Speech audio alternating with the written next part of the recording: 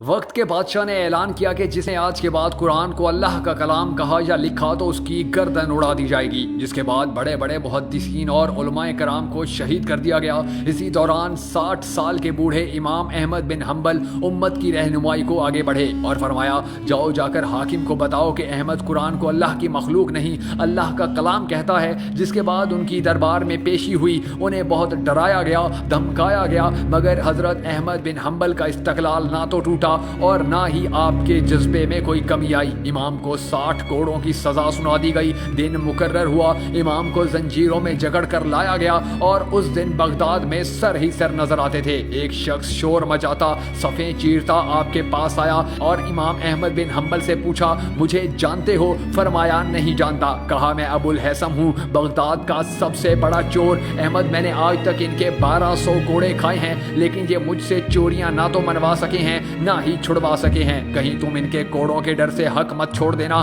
کیونکہ اگر میں نے چوریاں چھوڑ دی ہوتی تو میرے بچے بھوک سے مر جاتے، لیکن اگر تم نے حق چھپایا تو یاد رکھنا پوری امت برباد ہو جائے گی۔ یہ سننا تھا کہ امام غش کھا کر گر پڑے، ہوش آیا تو دربار میں تھے اور حبشی کوڑے برسا رہا تھا۔ اب تک آپ کو 30 کوڑے لگ چکے تھے۔ حکمران نے پوچھا، امام کہیے کیسے حالات ہیں؟ آپ نے فرمایا، میں مر تو سکتا ہوں، لیکن محمد مصطفیٰ صلی اللہ علیہ وآلہ وسلم کے دین میں رتی برابر تبدیلی برداشت نہیں کر سکتا۔ جس کے بعد پھر سے کوڑے برسنا شروع ہو گئے۔ ایک وزیر کو ترس آیا، قریب آ کر کہا، ایک مرتبہ میرے کان میں چپکے سے کہہ دیجئے، قرآن کلام نہیں مخلوق ہے، میں بادشاہ سے آپ کی سفارش کر دوں گا۔ امام نے فرمایا، تو میرے کان میں کہہ دے قرآن مخلوق نہیں اللہ کا کلام ہے تو قیامت میں رب سے میں تیری سفارش کروں گا۔ آپ نے کئی ماہ قید و بند اور کوڑوں کی سختیاں جھیلیں، آخر تنگ آ کر حکومت نے آپ کو رہا کر دیا۔ اس آزمائش کے بعد 21 سال تک آپ زندہ رہے اور خلق خدا کو فیض پہنچاتے رہے، کوڑوں کی تکلیف آخری عمر تک محسوس کرتے رہے،